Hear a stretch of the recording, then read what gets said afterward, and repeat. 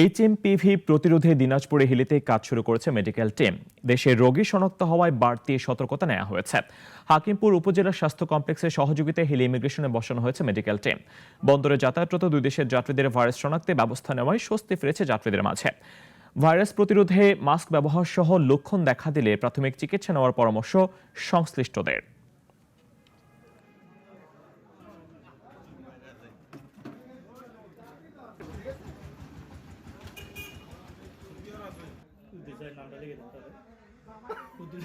ইমিগ্রেশনের সময় যদি আসলে এই স্ক্রিনিং সিস্টেমটা যদি চালু থাকে, প্রথমেই যদি এই বিষয়টাকে যদি একটু আমরা সচেতনতা নিয়ে আসি, তাহলে আমাদের দেশের জন্য একটু মঙ্গল হয়। এটা ভালো, নিজের সতর্ক কারণে আমরা এটা ব্যবহার করি। আমরা আমাদের হিলি ইমিগ্রেশন চেকপোস্টে উপজেলা স্বাস্থ্য কমপ্লেক্সের সহায়তায় একটা মেডিকেল টিম বসিয়েছি এবং স্বাস্থ্য অধিদপ্তরের দেওয়া যে নির্দেশনাগুলো, এই নির্দেশনাগুলো যাত্রীরা যেন মানে এই বিষয়ে আমরা প্রচারণা চালাচ্ছি।